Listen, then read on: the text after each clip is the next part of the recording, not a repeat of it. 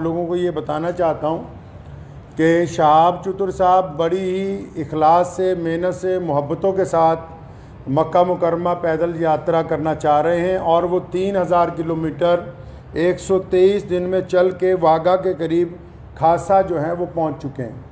लेकिन पाकिस्तान की जो सरकार है, शहबाज शरीफ की जो सरकार है और पाकिस्तान के जो भारत में राजदूत हैं आफ्ताब हसन खान, उन्होंने इस हज यात्री को धोखा दे दिया। मैं समझता हूँ ये धोखा इसलिए दिया गया ताकि ये पहली दफ़ा भारत से कोई बंदा पैदल हज के लिए जा रहा है तो पड़ोसी मुल्क की सरकार के पेट में शायद ये भी दर्द हो गया कि एक भारतीय मुसलमान पैदल हज यात्रा पे जा रहा है और पूरी दुनिया के देश जो हैं उसको देख रहे हैं। शहाब भाई ने बजाते खुद किसी को कुछ नहीं बताया अभी तक।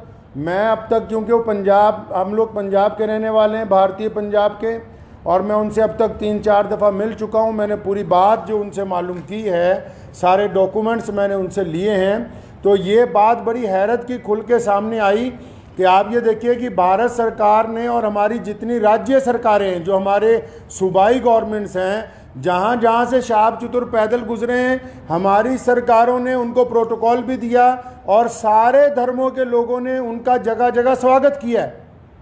और पाकिस्तान जो ढिंडोरा पीटता है कि मैं इस्लाम का आलमबरदार हूँ, हम तो जी पूरी दुनिया में इस्लाम के मानने वालों के साथ चलने वाले हैं, उन्होंने शहाब चतुर को आज से 8 महीने पहले कहा कि आप यात्रा शुरू करें, आप जब वाघा के पास पहुँचेंगे तब वीज़ा देंगे। उन्होंने कहा अभी वीज़ा दे दो, तो इन्होंने कहा कि वीज़े की अवधि 3 महीने होती है। अगर आपको अभी वीज़ा दे देंगे तो 3 महीने तो आपने भारत में ही पैदल चलना है, तो जब आप वाघा के पास पहुंच जाओगे तो आपको वीज़ा दे देंगे। जो यूट्यूबर्स ये समझ रहे हैं और लोगों को ये गलत जानकारी दे रहे हैं कि सिक्योरिटी का मसला है, सिक्योरिटी के प्रबंध हो रहे हैं, कोई सिक्योरिटी का मसला नहीं है, कोई ऐसे प्रबंधों का मसला नहीं है, कोई उसके साथ कोई और आदमी वीज़ा लेने के लिए जाना नहीं चाहता। सीधा सीधा मसला ये है कि वो पाकिस्तान का जो एम्बेसडर है भारत के अंदर, उनकी नीयत में खोट आ गया। जब ये आदमी 3000 किलोमीटर का सफ़र तय करने के बाद यहाँ तक पहुँच गया है तो उनको ये दिल के अंदर बात आ गई कि नहीं, इसको पाकिस्तान का वीज़ा जो है वो नहीं देना चाहिए। पाकिस्तान सरकार ने शहाब चतुर को अभी तक पाकिस्तान का वीज़ा ही नहीं दिया है जी। ये बड़ी हैरत की बात और शर्म की बात है वहाँ की सरकार के लिए, जो एक भारतीय पैदल हज यात्री को रोकना चाहती है, क्योंकि अलग अलग लोगों का अलग अलग तरीका। अब हमें ये पता है कि भारत का एक पैदल यात्री जब जाएगा वो पूरी दुनिया के अलग अलग मुल्कों से गुजरेगा, तो जाहिर सी बात है कि लोगों को पता होगा कि भारत सरकार की तरफ से भारत के लोगों की मोहब्बतों को लेके मक्का और मदीना पहुंच रहा है। तो जहां पड़ोसी मुल्क की आवाम, रोज़ाना हम लोग सोशल मीडिया पे देखते हैं, पड़ोसी मुल्क की आवाम उनका इस्तकबाल करना चाहती है, उनका इंतज़ार करना चाहती है, वहीं पड़ोसी मुल्क के बददियानत हुक्मरान जिन्होंने कभी भारत के मुसलमानों के लिए कुछ नहीं किया, मैं कहना चाहता हूँ उनको बार बार, एक पैदल मुसलमान के लिए वीज़ा जिसने चल के मक्का मुकरमा जाना है, तुम एक मुसलमान को पैदल गुजरने की जगह नहीं अपने मुल्क में से दे सकते। तुम किस काम की तुम हुकूमत चला रहे हो कि हम इस्लाम के नाम पे हुकूमत चला रहे हैं?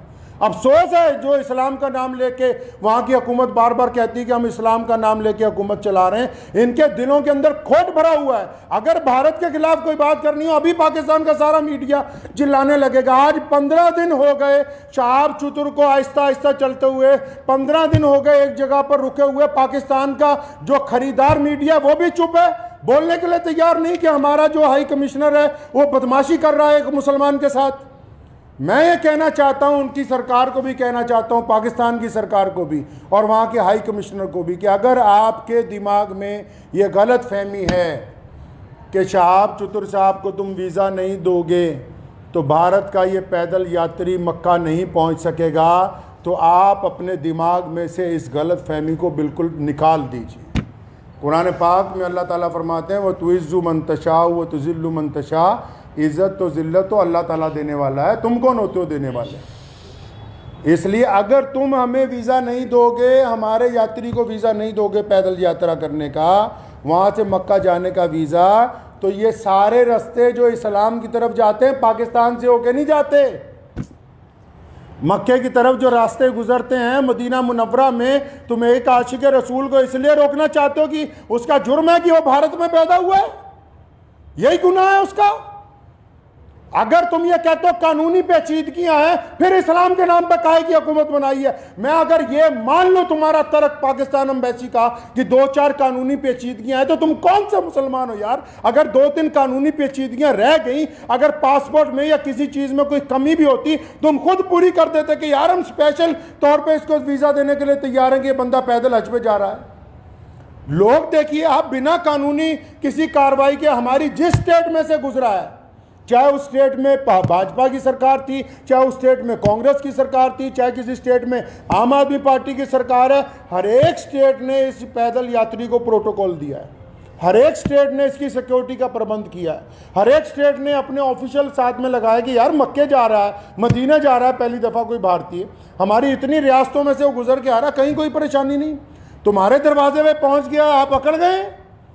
क्या बात है, क्यों अकड़ गए जी आप? तो आप क्या समझते हैं कि ये पाकिस्तान से होके बगैर मक्का नहीं जाएगा? जाएंगे अल्लाह के घर पे। मोहम्मद रसूलुल्लाह सल्लल्लाहु अलैहि वसल्लम के रोज़े पर जाने से कोई ताकत नहीं रोक सकती दुनिया की।